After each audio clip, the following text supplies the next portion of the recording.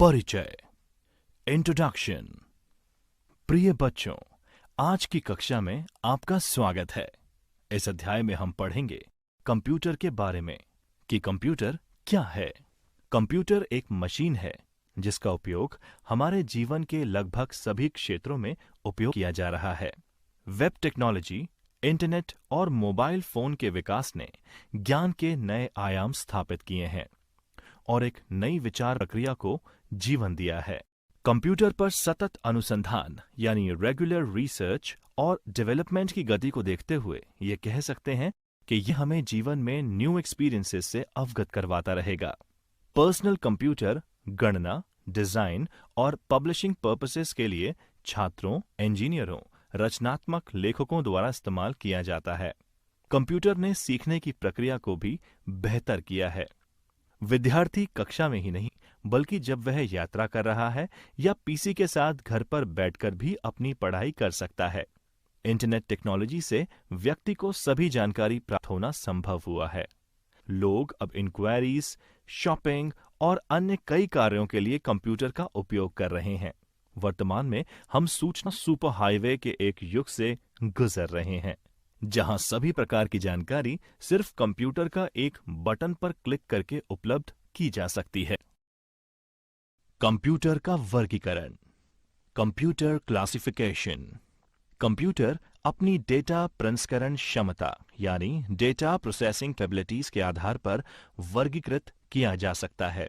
Computer उनके उद्देश्य, data को संभालने की क्षमता यानी डेटा हैंडलिंग फंक्शनैलिटी, कार्यक्षमता, आकार, भंडारण क्षमता और प्रदर्शन के आधार पर वर्गीकृत किया जा सकता है।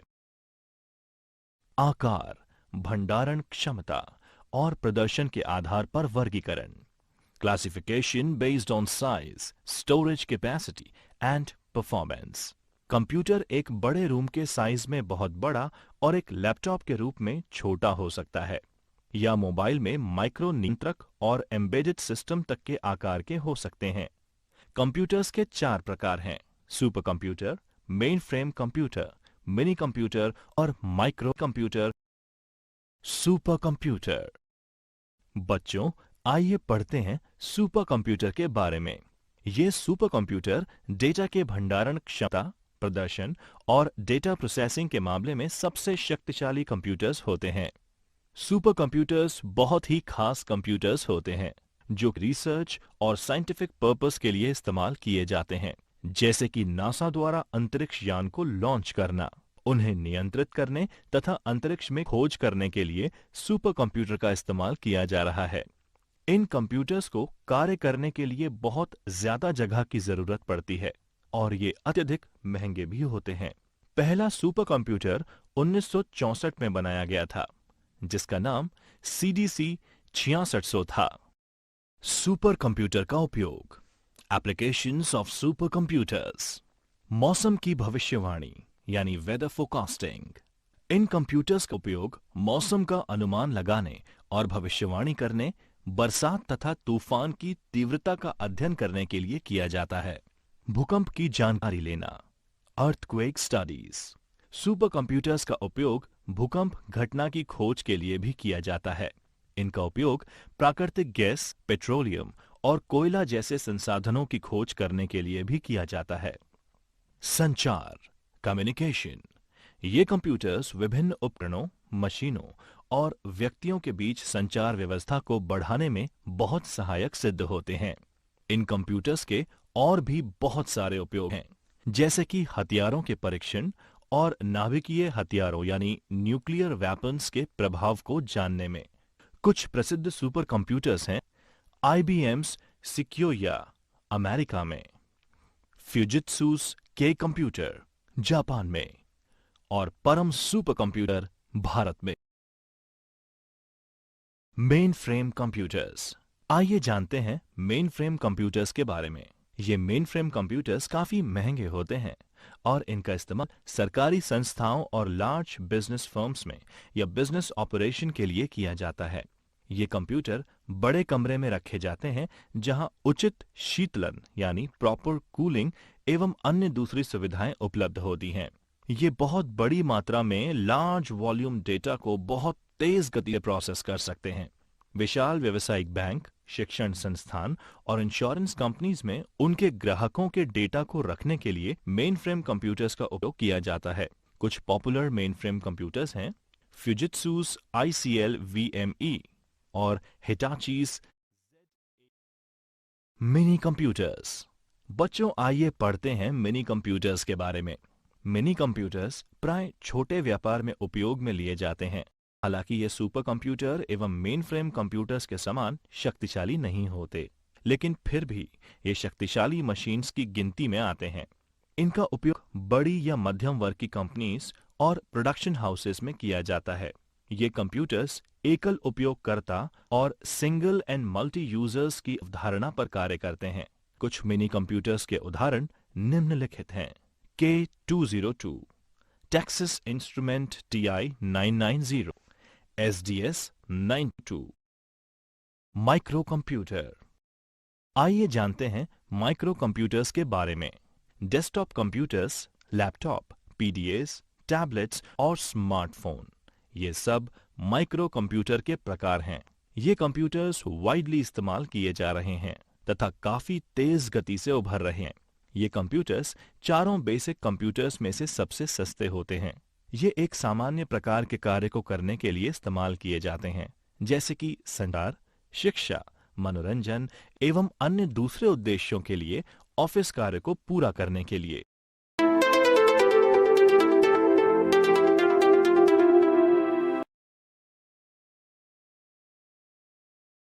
कंप्यूटर सिस्टम की विशेषताएं।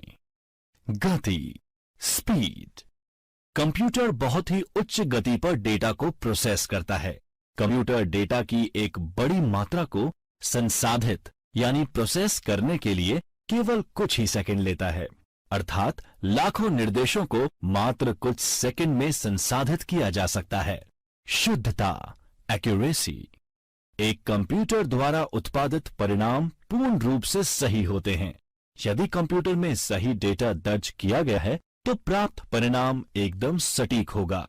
कंप्यूटर गीगो यानी गार्बेज इन गार्बेज आउट के सिद्धांत पर काम करता है। उच्च संचयन क्षमता, हाई स्टोरेज कैपेसिटी। कंप्यूटर की मेमोरी बहुत ही विशाल होती है और एक बहुत ही कॉम्पैक्ट ढंग से डेटा को एक बड़ी मात्रा में स्टोर कर सकता है।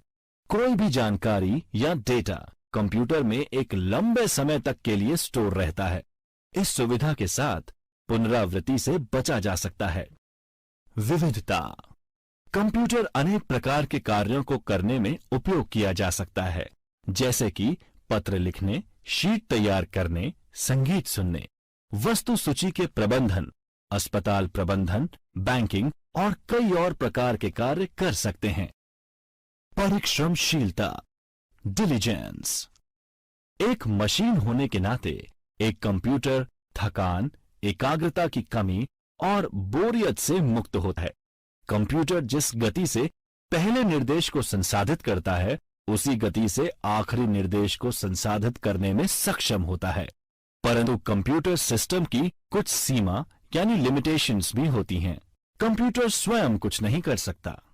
कंप्यूटर एक इलेक्ट्रॉनिक मशीन है जो कि डेटा को ग्रहण करने की क्षमता रखता है एवं दिए हुए दिशा निर्देशों की पालना करते हुए इंफॉर्मेशन या सिग्नल के रूप में आउटपुट देता है।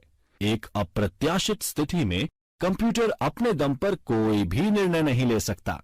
निर्देशों के क्रम को कंप्यूटर द्वारा नहीं बदला जा सकता है। कंप्यूटर का कोई IQ यानी इंटेलिजेंस क्वेश्चन नहीं होता है।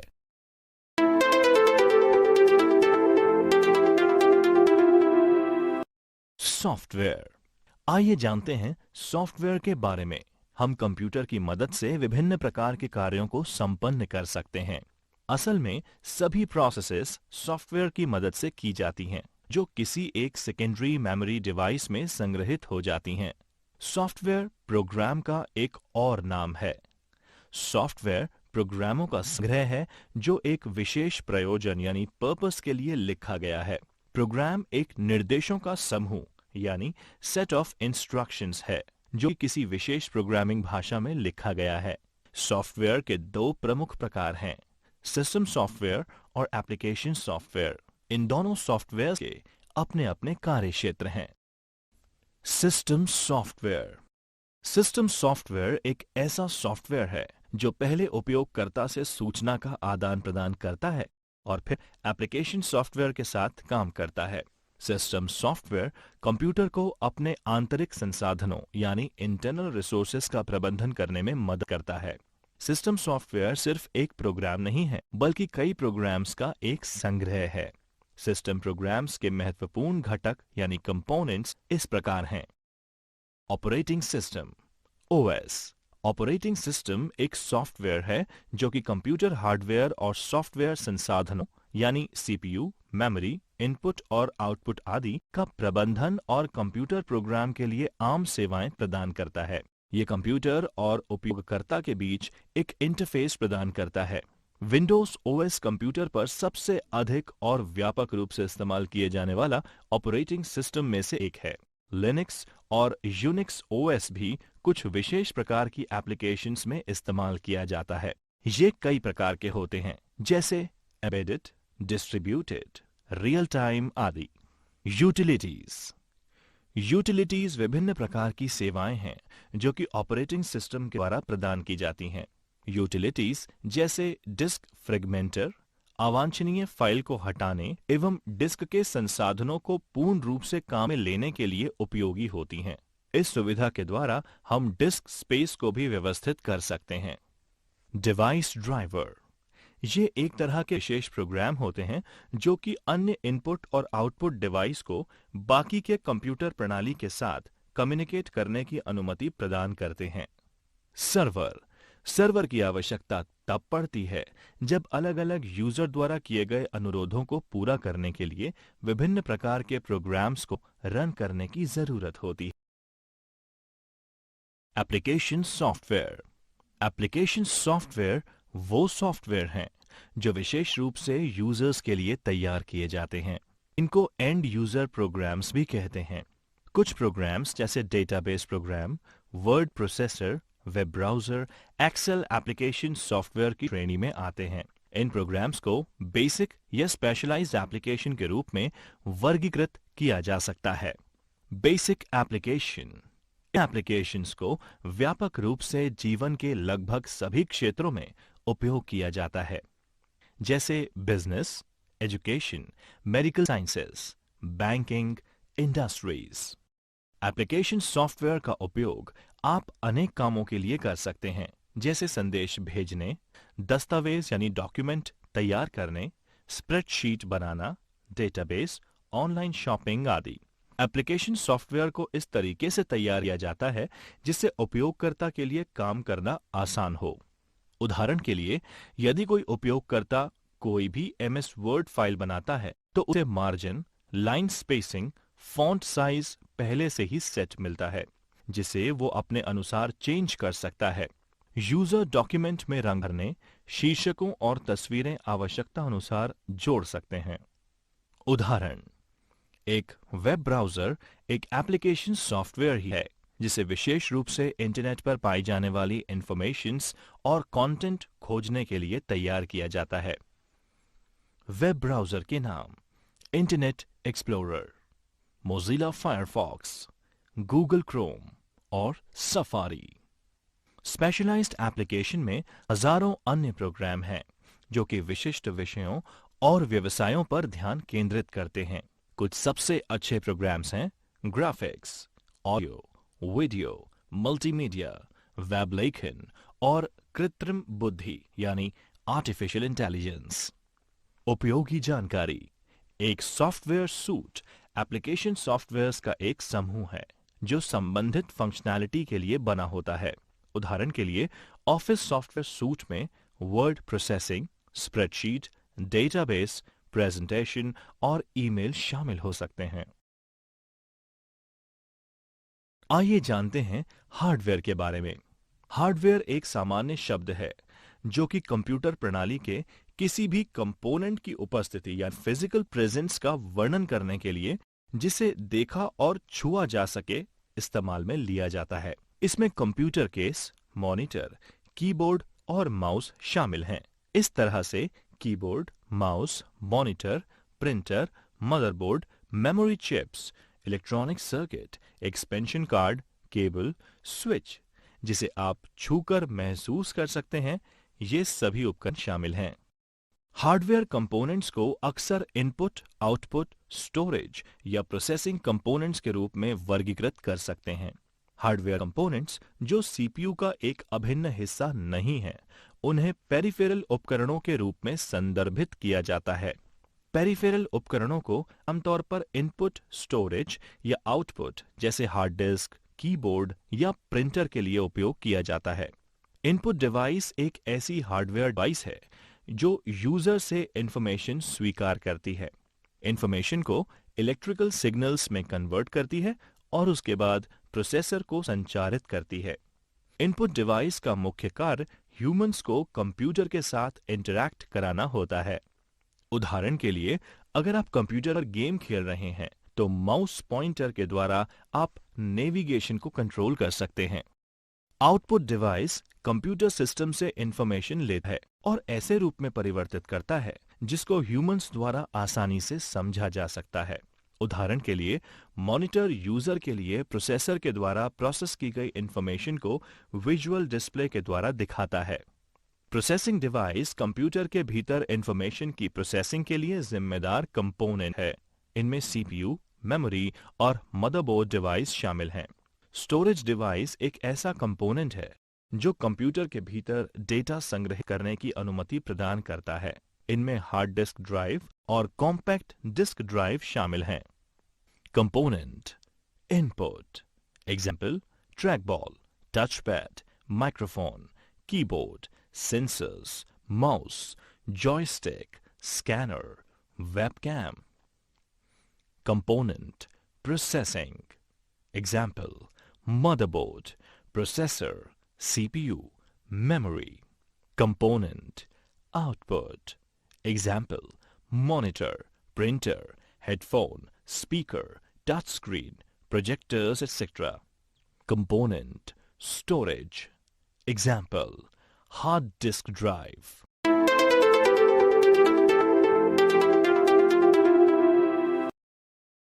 कंप्यूटर के उपयोग। प्रिय बच्चों, कक्षा में आपका स्वागत है। कंप्यूटर का उपयोग हमारे जीवन में व्यापक हो गया है। कंप्यूटर और उससे संबंधित उपकरणों के बिना हमारे जीवन की कल्पना करना बहुत मुश्किल है। कंप्यूटर ने हमारे जीवन को आसान यानी इजी, सिंपल, एफिशिएंट और प्रोडक्टिव बना दिया है। कंप्यूटर आज लगभग सभी क्षेत्रों में जैसे education, medicine, scientific research, governance, transportation, railways, roadways, communication, business, entertainment, home, hospitals आदि में इस्तेमाल किए जा रहे हैं। घरों में कंप्यूटर का उपयोग। Use of computers in home. आइए जानते हैं, आज कंप्यूटर घर में विभिन्न प्रयोजनों के लिए इस्तेमाल किया जा रहा है। इसके कुछ उदाहरण इस प्रकार हैं। स्कूली बच्चों के लिए होमवर्क फॉर स्कूल चिल्ड्रन। बच्चे दस्तावेज बनाने यानी कि creating documents, Excel worksheets, power point presentations, school के काम और परियोजनाओं को पूरा करने के लिए इंटरनेट आदि के लिए कंप्यूटर का प्रयोग कर रहे हैं। मनोरंजन एंटरटेनमेंट। कंप्यूटर का उपयोग फिल्मों और वीडियो देखने, संगीत को सुनने, कंप्यूटर गेम खेलने, लाइव स्ट्रीमिंग वीडियो देखने और कई अन्य गतिविधियों, मनोरंजन और रिक्रिएशन के लिए किया जा सकता है। सामाजिक मीडिया, सोशल मीडिया।